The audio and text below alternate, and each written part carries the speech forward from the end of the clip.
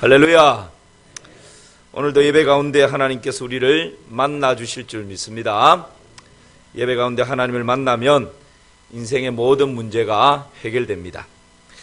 마가복음을 오늘부터 해서 강해를 하려고 합니다. 마가복음은 사복음서 중에서 가장 먼저 쓰여진 복음서입니다. 여러분, 우리 사복음서 하면 무엇이 있죠? 제일 처음에 마태복음, 마가복음, 누가복음, 요한복음, 이 네 복음서를 사복음서다, 그렇게 이야기를 합니다. 마태복음이 제일 먼저 있기 때문에 마태복음이 제일 먼저 쓰여지지 않았을까라고 생각할 수 있는데 그렇지 않습니다. 성경학자들이 본문을 가지고 쭉 연구를 해보니까 마가복음이 가장 먼저 쓰여졌다라고 공통적으로 이야기를 합니다. 그리고 이 사복음서 중에서, 네 복음서 중에서 예수님의 12 제자가 아닌 두 사람이 이 복음서를 기록했는데 뭐와 뭐죠? 그렇죠. 오늘 우리가 지금 읽었던 본문의 마가복음하고 누가복음입니다. 사복음서 중에서 마가, 누가는 예수님의 12 제자가 아닌 사람이 기록을 하고 있죠. 마태복음의 저자는 누굽니까? 마태. 그렇죠. 누가복음의 저자는 누굽니까? 누가. 요한복음의 저자는 누굽니까? 맞습니까? 네. 그러면 마가복음의 저자는 누굽니까? 마가. 세상의 모든 시험이 이렇게 쉬우면 얼마나 좋을까요? 네, 맞습니다. 마가복음의 저자는 마가, 다른 말로 하면 마가 요한이다, 그렇게 이야기를 하죠. 여러분, 이 마가복음을 기록하는 이 마가는 어떤 사람입니까?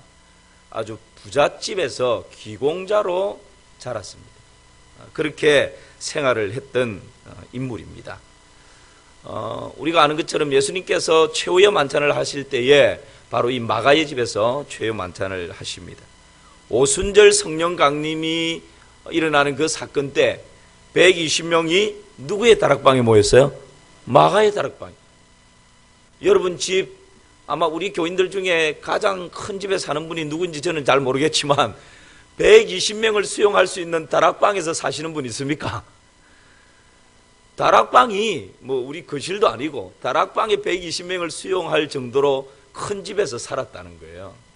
그 정도로 부유하게 살았다, 그 말이죠. 초대교회 때에 야고보, 지도자 야고보가 순교를 합니다. 그리고 베드로가, 지도자였던 베드로가 옥에 갇힙니다. 그럴 때에 교인들이 함께 모여서 기도를 하죠. 베드로의 석방을 위해서. 그 기도 덕분에 베드로가 옥문이 열리고 석방이 되어지고 어디론가 인도함을 받아서 갔는데 교인들이 모여서 기도하는 장소였습니다. 그 기도하고 있던 장소가 어디였죠? 마가의 집이었습니다. 그러니까 여러분, 이런 것을 쭉 유추해서 볼 때에 이 마가복음을 기록한 마가는 굉장히 부유한 가정에서 기공자처럼 그렇게 자라고 살았던 인물이었다라고 하는 것을 우리가 짐작할 수 있습니다. 그런데 이런 기공자 같은 마가에게도 아픈 과거가 있었습니다. 그것이 뭘까요? 바나바와 바울이 1차 선교 여행을 떠날 때에 누구를 함께 데리고 갑니까? 이 마가를 데리고 가는 거예요. 이 마가는 바나바의 생질이었습니다. 조카라고도 할 수 있겠죠.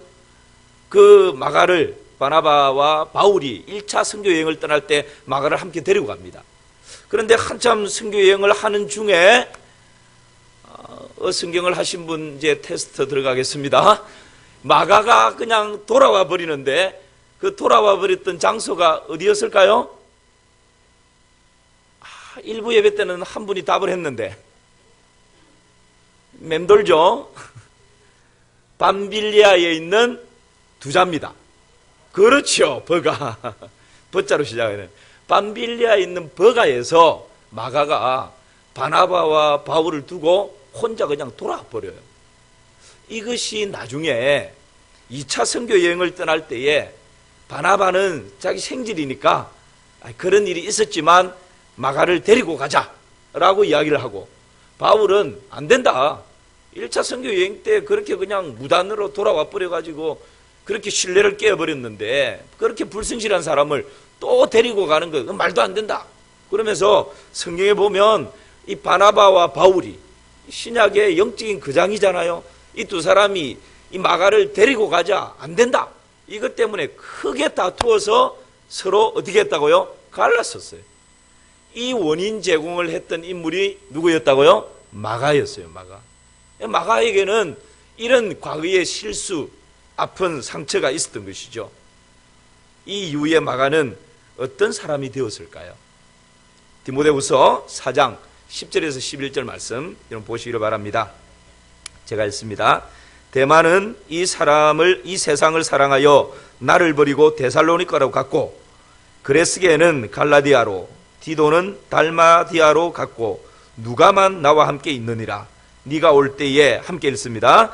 마가를 데리고 오라. 그가 나의 일에 유익하니라. 지금 이 말을 하고 있는 사람 누굽니까? 지금 디모데후서에서 이렇게 기록하고 있으니까 이 말을 하고 있는 사람은 누구죠? 바울이에요. 사도 바울. 디모데후서는 사도 바울이 로마 감옥에서 자유가 없는 가운데 임종을 앞두고 있을 때 아들과 같은 디모데에게 보내는 목회 서신이 디모데후서예요. 이 디모데에게 뭐라고 말합니까? 데마는 세상을 사랑해서 나를 버렸고, 데살로니가 가버렸고, 그레스게는 갈라디아로 갔고, 디도는 달마디아로 갔고, 누가만 지금 나와 함께 있는데 네가 올 때에, 영적인 아들 디모데야, 네가 올 때에 마가를 좀 데리고 와라. 그 마가가 주님의 일에 아주 유익하기 때문에 그렇다라고.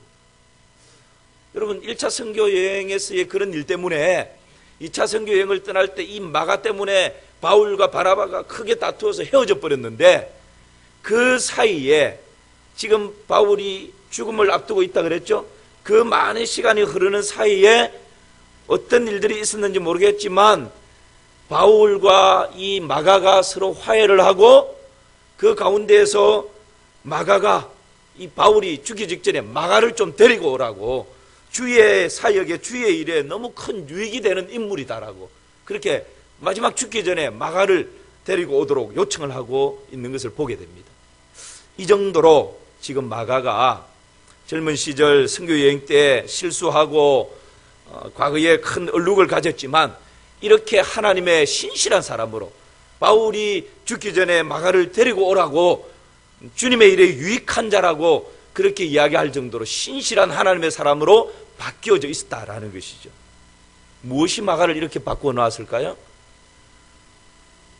그리고 마가복음을 사복음서 중에서 제일 먼저 마가복음을 기록할 정도로 무엇이 젊은 시절 실수투성이었던 이 마가를 지금 이렇게 바꾸어 놓은 것입니까? 베드로전서 5장 13절에 답이 있습니다. 베드로전서 5장 13절 함께 읽겠습니다.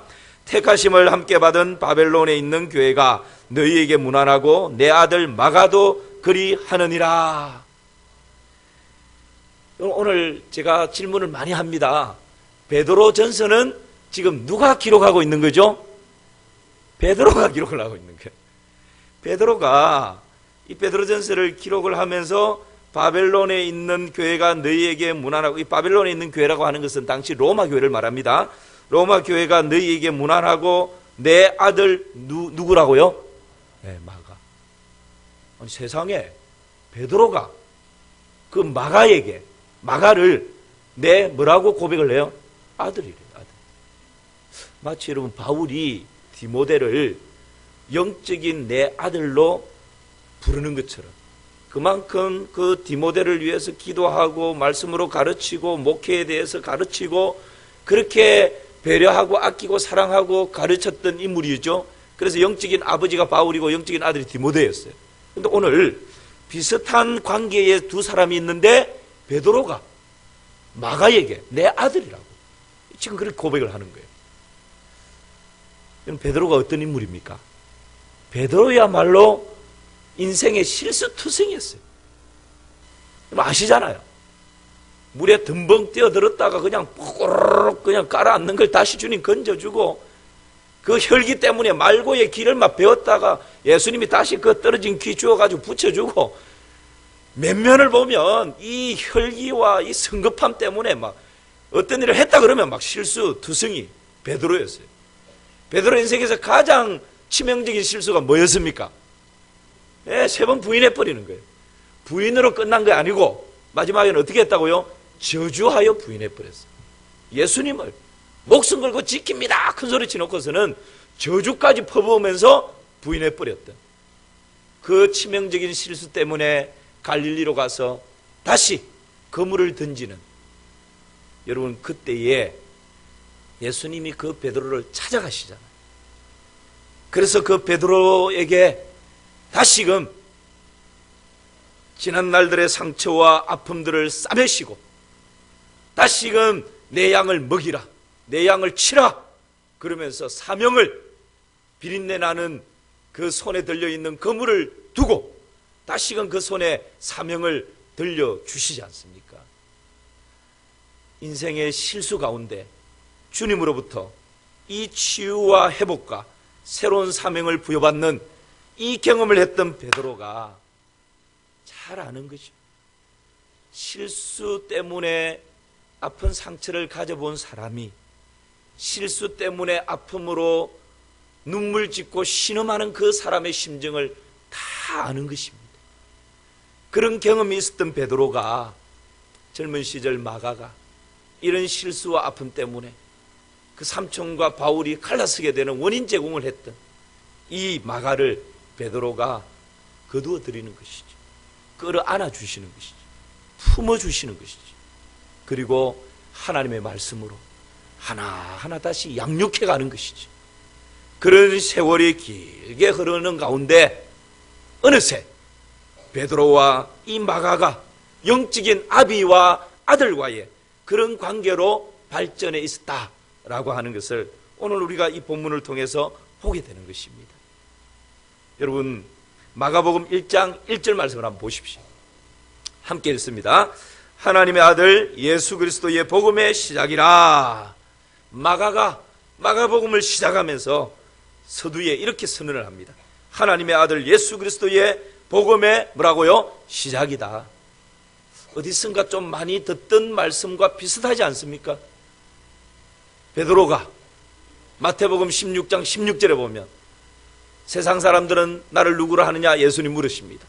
그리고 오답을 이야기할 때에 그러면 너희들은 나를 누구라 하냐 라고 했을 때 마태복음 16장 16절 베드로의 답입니다. 시작. 주는 그리스도시요 살아계신 하나님의 아들이시니다.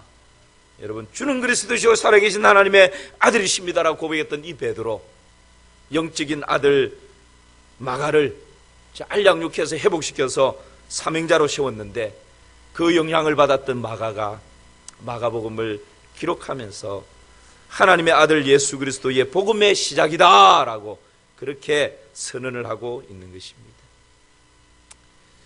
이것이 과거의 아픈 상처를 회복시켜서 하나님의 사람으로 세울 뿐만 아니라 마가복음을 기록하는 사람으로 바꾸어 놓은 하나님의 역사입니다. 여러분, 우리에게는 누구나 다 누구에게 속 시원하게 내놓을 수 없는 과거를 가지고 있는 사람들이 많습니다. 아픔이 있고 실수가 있고 허물이 있고 과거의 얼룩 때문에 때때로 우리가 열등감에 사로잡히기도 하고 침체 가운데 놓여지기도 합니다. 하나님께서 우리 과거에 대한 하나님의 가지고 계신 마음이 어떤 마음일까요? 우리 하나님은 지난날 내 인생의 실수와 허물이 현재 내 삶에 악 영향을 미치는 것을 하나님은 원치 않습니다. 여러분 믿으십니까? 우리를 향한 하나님의 생각은 재앙이 아니라 그 평안이요 장래에 소망을 주려 하는 생각이기 때문에 그렇습니다. 그리고 우리 하나님은 지난날 내 인생의 실수와 허물을 용서해 주시는 분이십니다. 여러분 믿으십니까? 우리 하나님은 지난날 내 인생의 상처와 아픔을 치유해 주시고 용서해 주실 뿐만 아니라 그것을 감싸 주시고 치유해 주시고 회복시켜 주시는 분이십니다. 이 사실도 믿으십니까? 나아가서 우리 하나님은요, 지난날 내 인생의 허물도 실수도 아픔도 고통도 모든 것이 합력해서 선으로 바꾸어 주시는 분이십니다. 할렐루야. 이것이 여러분 우리의 지난날 실수, 아픔, 고통, 상처, 이 과거에 이것을 향한 하나님의 계획입니다. 그래서 마태복음 11장 28절 30절에서는 우리 예수님께서 이렇게 말씀하십니다. 함께 읽습니다. 수고하고 무거운 짐진 자들아 다 내게로 오라. 내가 너희를 쉬게 하리라. 나는 마음이 온유하고 겸손하니 나의 멍에를 메고 내게 배우라. 그리하면 너희 마음에 쉼을 얻으리니 이는 내 멍에는 쉽고 내 짐은 가벼움이라 하시니라. 할렐루야. 우리의 모든 과거의 아픔, 실수, 실패, 이 모든 것을 용서해 주실 뿐만 아니라 치유하시고 회복시키실 뿐만 아니라 오히려 이것을 선으로 바꾸어 주시기를 원하시는 그 하나님, 그 주님, 그 주님께서 우리에게 말씀하십니다. 수고하고 무거운 인생의 짐진 자들아, 인생의 짐 때문에 내일을 향해서 걸어가기가 힘겨우냐? 사랑하는 딸아, 사랑하는 아들아, 내게로 오라. 내가 너의 짐을 대신 져주겠다. 내가 너로 쉬게 해주겠다. 그렇게 초청하십니다. 누구든지 이 주님의 초청에 나와서 주여, 내 인생의 짐이 너무 무겁습니다. 저 혼자의 힘으로는 한 걸음도 내딛기가 힘이 듭니다. 주여, 저를 불쌍히 여겨 주옵소서. 그렇게 주님 앞에 진실되게 고백할 때에, 겸손히 고백하고 나올 때에 우리 주님께서는 우리의 있는 모습 그대로 받아주시는 줄 믿습니다. 안아주시는 줄을 믿습니다.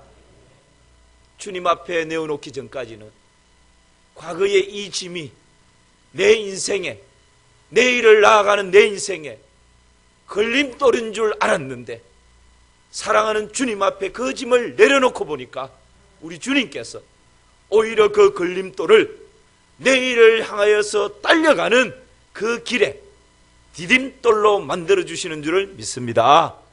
이것이 여러분 우리 주님께서 우리를 위하여서 행하시는 놀라운 주님의 역사입니다.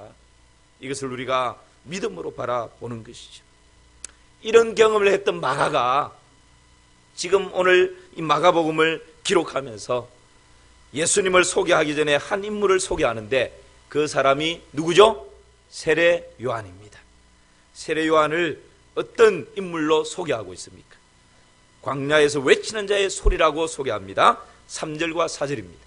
함께 읽습니다. 광야에 외치는 자의 소리가 있어 이르되 너희는 주의 길을 준비하라. 그의 오실 길을 곧게 하라. 기록된 것과 같이 세례 요한이 광야에 이르러 죄 사함을 받게 하는 회개의 세례를 전파하니. 세례 요한은 예수님께서 출생하시기 전, 조용히 하세요. 세례 요한은 예수님께서 출생하시기 전 6개월 전에 출생한 인물입니다. 그리고 예수님의 공생애를 시작하기 전에 예수님의 오심을 준비한 인물입니다. 그런데 여러분, 그냥 여기로 집중하시면 됩니다. 가끔씩 저렇게 하십니다. 여러분, 세례 요한이 예수님의 길을 예비한 인물인데 오늘 이 본문에 보니까 광야에서 외치는 자의 소리다라고 표현을 합니다. 소리는 냄새가 있습니까? 없습니까? 냄새가 없어요. 소리는 모양이 있습니까? 없습니까? 모양이 없어요. 소리는 여러분 손에 만져집니까? 안 만져집니까? 만져지지 않습니다.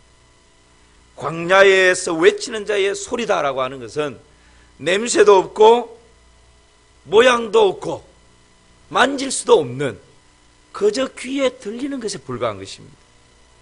세례 요한은 나는 광야에서 외치는 자의 소리다, 그렇게 자신을 표현을 하고 있습니다. 여러분, 세례 요한이 광야에서 목이 터져라 외치는 소리가 뭐였습니까? 그때 당시 로마 황실에서 들려오는 위험 있는 소리였습니까? 아닙니다.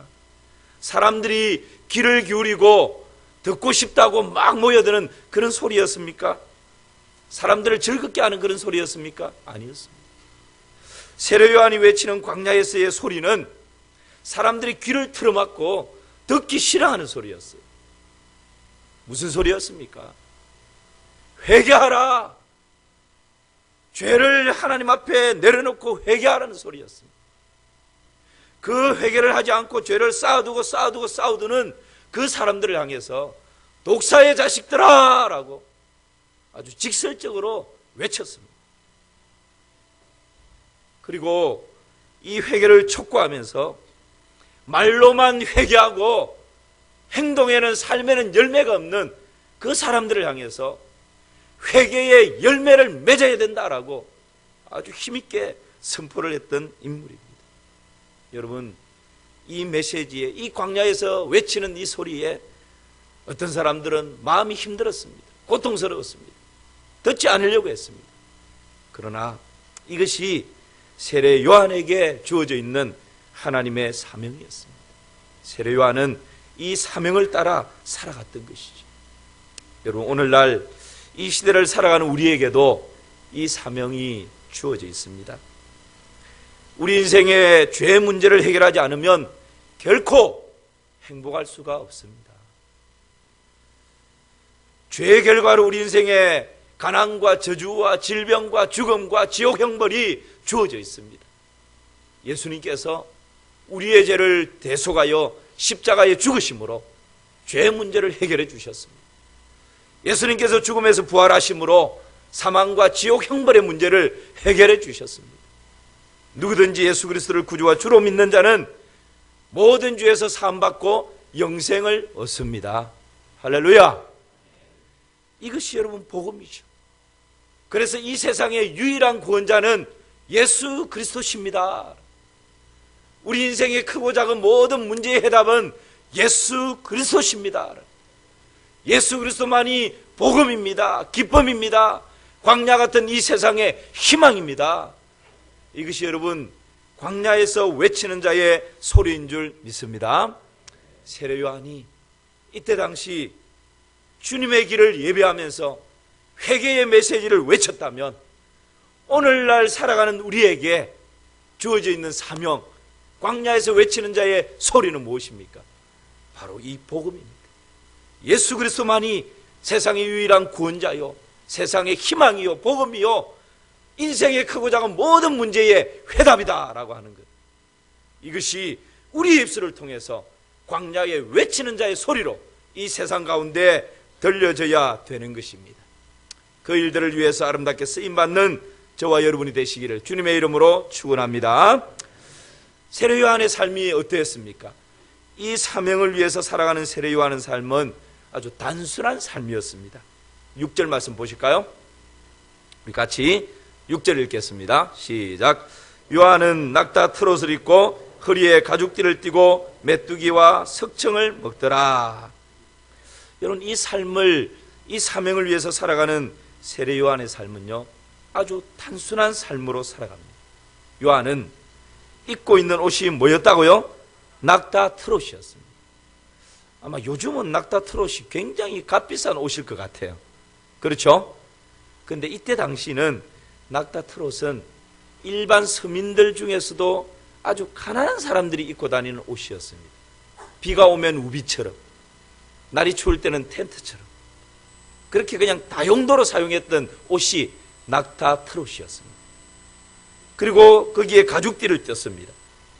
이때 당시 돈이 있는 사람들은 그 띠에 여러 가지 무늬를 넣기도 하고 모양을 만들어서 장식구를 달고 다니는 그런 띠를 했습니다. 그런데 그냥 가죽띠는 일반 서민들 중에서도 좀 가난한 사람들이, 아무런 모양을 낼 수 있는 여력이 안 되는 사람들이 그냥 불끈 묶고 다니는 그 띠가 가죽띠였습니다. 메뚜기와 석청, 요즘 메뚜기 요리는 최고급 요리죠. 그러나 이때 당시 메뚜기를 먹는다라고 하는 것은 이전에 우리 가난한 시절 때에 밀가루나 보리쌀을 배급받아서 먹었던 것처럼 이때 당시 국가에서 빈민들을 위해서 배급했던 음식이 있었는데 이게 메뚜기였어요. 메뚜기. 이 요한은 지금 그런 삶을, 아주 가난하게 단순한 삶을 살고 있었다는 거죠. 그리고 이 히브리인들은 음식을 먹을 때에 뭐 빵은 꿀에 이렇게 찍어 먹기도 하고 나중에 디저트로 꿀을 이렇게 먹었다고 합니다. 그런데 요한은 꿀이 아니고 뭘 먹었다고요? 석청을 먹었다. 석청은 꿀보다 이 질이 떨어지는 거예요. 그러니까 이전에, 요즘은 뭐 보편적으로 다 설탕을 먹지만 제가 어릴 때만 해도 설탕을 먹는 사람은 드물었습니다. 설탕 대신 먹는 게 뭐였죠? 지금 두 답이 나옵니다. 설탕보다 조금 낮은 수준이 신화당. 아십니까, 여러분? 신화당을 미숫가루 타서 먹기도 하고 그랬잖아요. 그런데 그거조차 형편이 좀 안 되는 사람은 신화당보다 조금 더 떨어지는 게 있었습니다. 뭐였습니까? 예, 사카린인가요? 하여튼 사카린 뭐 이런 거였어요. 조그마한 알맹이죠. 그걸 이제 녹여서 단 것으로 먹었죠. 이때 당시 좀 보편적으로 사는 사람들은 다 꿀을 디저트로 먹고 빵을 꿀에 찍어 먹고 이렇게 했습니다. 그런데 석청을 먹었다라고 하는 것은 가난한 시절 설탕도 신화당도 힘들어서 사카린 그 알맹이를 넣어서 녹여서 달게 먹었던 것처럼 석청은 그때 당시 바로 그런 음식, 달게 만드는 것이었다라는 것을 우리가 보게 됩니다. 여러분, 세례요한은요, 진짜 세례요한 집안이 가난해서 이렇게 했을까요? 그렇지 않습니다.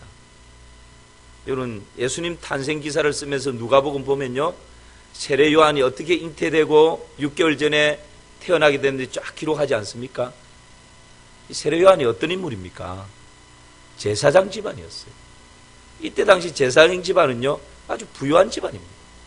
많은 사람들에게 존경받는 가문입니다.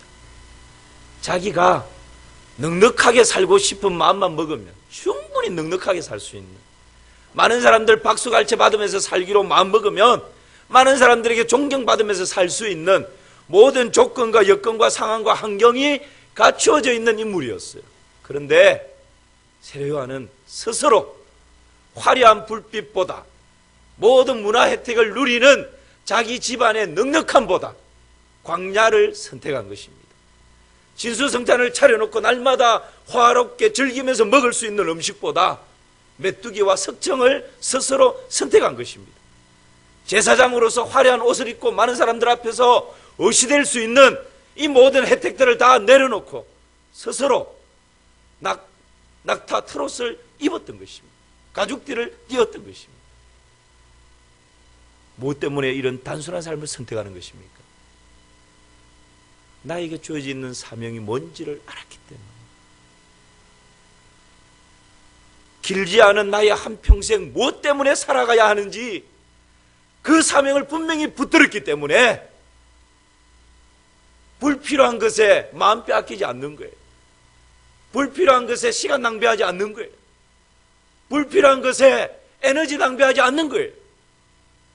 이 사명을 향해서 달려가도 시간이 부족한데, 에너지가 모자라는데 다른 것에 눈 돌릴 겨를이 없는 것입니다. 여러분, 정말 나에게 주어져 있는 사명이 뭔지를 붙드는 사람은 곁눈질하지 않습니다. 나는 어디에서부터 왔습니까? 우연히 이 땅에 왔습니까? 나는 왜 이 세상에 무엇 때문에 살아갑니까? 그리고 이 세상의 삶이 끝나면 나는 어디로 가야 할 존재입니까? 이 세 가지 질문에 분명한 답을 붙드는 사람은 왜 내가 이 자리에 앉아 있는지, 왜 오늘도 내가 가정으로 돌아가야 하는지, 왜 오늘도 때로는 무거운 발걸음이지만 직장을 향해서, 학업의 현장을 향해서, 생업의 현장을 향해서 달려가야 하는지, 이 세 가지 질문에 답을 붙든 사람은 인생의 정확한 답을 알고 있는 것입니다. 사명을 아는 것입니다. 여러분, 우리는 어디에서부터 이 땅에 오게 된 존재입니까? 하나님으로부터 왔습니다. 우연히 뚝 떨어진 존재가 아닙니다. 원숭이가 진화되어서 지금 나의 모습으로 이 땅에 있는 게 아닙니다. 하나님으로부터 이 땅에 주어진, 보냄받은 존재입니다. 무엇 때문에 나는 이 땅에 살아갑니까? 하나님의 영광을 위해서 살아갑니다. 이 땅에 나의 삶이 끝나면 우리는 어디로 가야 할 존재입니까? 하나님께로 돌아가야 될 존재입니다. 하나님으로부터 왔고 하나님께로 돌아가야 될 존재라면 이 땅에 사는 70 혹은 80, 좀 더 오래 살면 100년을 산다고 할 때 이 땅에 나의 삶을 무엇을 위해서 살아가야 할지 답을 붙드는 것이지. 하나님의 영광을 위해서 살아가야 할 존재입니다. 그래서 여러분, 사도 바울은요, 인생의 이 답을 붙든 이후에 예수 그리스도가 내 인생의 진짜 답이다라고 그 복음을 만나고 예수님을 만난 이후에 사도 바울이 가지고 있었던 모든 배경들, 집안의 빵빵함들, 많이 배웠던 지식들, 학식들, 로마 시민권, 이 모든 것을 나는 배설물로 여긴다.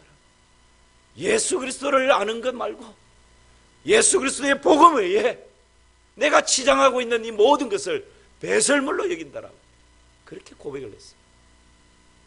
그런데 여러분, 이 사명을 분명히 붙들지 못하면 사도 바울이 배설물로 여겼던, 버렸던 그 배설물 하나라도 더 주우려고 그것 쫓아다니다가 인생 끝내버리는 사람들이 세상에 너무나 많다는 거예요.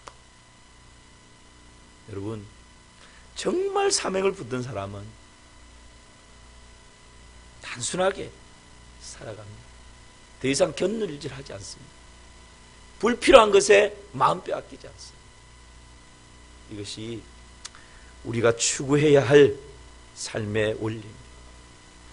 마지막 하나는요, 세례 요한은 주연을 위한 조연으로 살았습니다.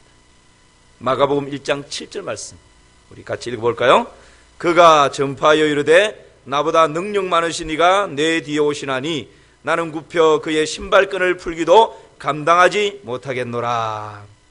세례 요한은 나보다 능력 많으신 이가 내 뒤에 오시는데 나는 허리를 굽혀서 그분의 신발끈을 푸는 것도 감당할 수 없다라고 그렇게 고백을 합니다. 조연은 주연이 빛나게 하기 위해서 존재하는 사람입니다. 조연은 자신이 스포트라이트를 받는 인물이 아닙니다. 오히려 나 때문에 주연이 더 빛나고 주연이 더 드러나게 만드는 그 배역을 맡은 사람이 조연입니다. 세례 요한은 사람들이 세례 요한에게 막 몰려옵니다. 그리고 박수갈채를 보냅니다. 모두가 세례 요한에게 세례받겠다고 머리를 조아립니다. 그럴 때에 세례 요한이 뭐라고 말합니까? 나를 주목하지 말라. 나는 물론 세례를 주지만 내 뒤에 오시는 분이 계신데, 진짜가 계신데, 주인공이 계신데 그분은 성령으로 세례를 베풀 것이다. 나는 그분의 신발끈 푸는 것조차, 이때 당시 신발끈을 푸는 것은 하인들 중에서도 아주 낮은 하인이 담당했던 임무입니다. 그런데 나는 그분의 신발끈 푸는 것조차 감당할 수 없다. 요한복음 3장 30절에는요 그분은 흥하여야 하겠고 나는 쉬어야 하리라. 그분이 흥할 수만 있다면 나는 더 쉬어도 괜찮다. 그렇게 고백을 하는 것이죠. 여러분, 오늘날 우리 그리스도인들이 예수님을 내 인생의 주인이십니다, 왕이십니다, 그렇게 고백을 하면서도 얼마나 많이 예수님을 조연 삼아서 내가 주인공 되고 싶어 하는지 모릅니다. 예수님이 내 인생의 주인이십니다 라고 하면서 때때로 내 인생의 왕자의 자리에서 예수님 끌어내려버리고 내가 폼 잡고 거기에 앉아서 예수님, 내가 필요할 때 부를 테니까 좀 잠자코 계세요. 그러면서 나에게 도움이 필요할 때만 예수님 좀 와서 도와주세요. 그리고 예수님 도우셔서 뭔가 잘 해결이 되고 나면 이제 됐습니다. 예수님 잠자코 내가 부를 때까지 그냥 잠자코 계세요. 그리고 나의 주인공 된 나의 욕심, 내 자랑, 이것으로 살아갈 때가 얼마나 많습니다. 여러분, 앞에 서 있는 이 목회자 제 자신부터가 그러합니다. 교회가 뭐가 잘 되고 교인들이 좀 더 늘어나고 하면 목사가 잘 돼서 그런 것처럼 은근히 자랑하고 싶어하고, 친구 목사님들 만나면 야, 너희 교회는 몇 명 모이냐? 우리는 이 정도 모이는데, 그런 마음이 이 목사의 마음에도 있는 거예요. 야, 너희 교회는 1년 예산이 얼마 정도 되냐? 우리는 이 정도 되는데, 그거 가지고 도토리 키재기 하는 그런 못된 마음이 이 목사의 마음에도 있는 거예요.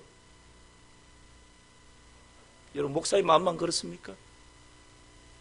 이것이 예수님을 주연으로, 예수님을 주인공으로 모시고, 그분은 흥하여야 하고 나는 쉬하여야 한다라고, 나는 그분의 신발끈 풀기도 감당치 못하겠다라고 입술로는 그렇게 고백하는데, 우리의 삶에서 얼마나 많이 예수님 조연 삼아서 내가 주인공 되고 싶어하는 그런 욕망들이 얼마나 많은지.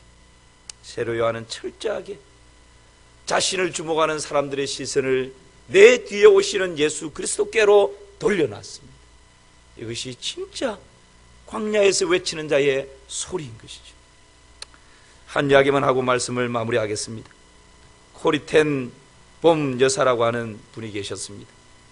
이분은 제2차 세계대전 때 유대인들을 은신처로 숨겨준 죄로 포롱수요소에서 고난을 받고 고문을 받고 큰 고통을 당했습니다.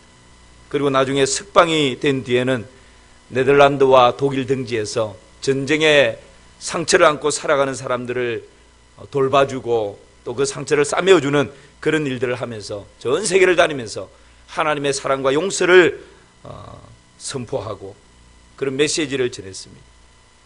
이분의 간증을 들으면서 전 세계의 많은 사람들이 박수갈채를 보내고 환호를 질렀습니다. 그리고 회개와 회심의 그런 역사들이 가는 곳곳마다에서 일어났습니다. 그런데 이분의 얼굴 표정은 전혀 변화가 없는 거예요. 집회를 초청한 목사님이 이 코리텐 붐 여사에게 이렇게 이야기합니다. 여사님, 좀 웃으세요. 여기 보십시오. 얼마나 많은 사람들이 여사님에게 박수갈채를 보내고 회개하고 통회하고 이런 변화의 모습들이 일어나는 거 기쁘지 않으세요? 이 모든 것이 여사님의 은혜로운 간증 때문입니다. 좀 얼굴을 활짝 펴세요. 그렇게 이야기했을 때 그 물음에 단 한마디로 답을 합니다. 나귀가 주인 흉내내면 안 되죠. 나귀가 주인 흉내내면 안 되죠. 여러분, 우리 모두는 예수님을 태우고 예루살렘으로 입성하는 나귀에 불과합니다. 예수님께 보내는 사람들의 환호성과 박수갈채를 나귀인 나에게 보내는 것으로 착각하면 안 된다는 것입니다. 오직 내 등에 타고 계시는 그 예수님만이 박수갈채를 받고 사람들의 환호를 받아 마땅하다는 것입니다. 그분이 흥할 수만 있다면 나는 더 쉬하여지는 자다라는 거예요. 그래서 세례 요한은 나는 광야에서 외치는 자라고 말하지 않고 광야에서 외치는 자의 뭐라고요? 소리다. 소리는 냄새도 없고 모양도 없고 손에 잡히지도 않고 그냥 귀에 들리기만 하는 것입니다. 세례 요한이 예수님을 위해서 살아갔던 삶이 바로 광야에서 외치는 자의 소리로 살아갔던 것입니다. 사랑하는 성도 여러분, 세례 요한처럼 우리도 우리의 남은 생에 주인공이신 예수 그리스도를 위하여서 광야에서 외치는 자의 소리로 아름답게 살아가는 은혜가 있기를 주님의 이름으로 축원합니다.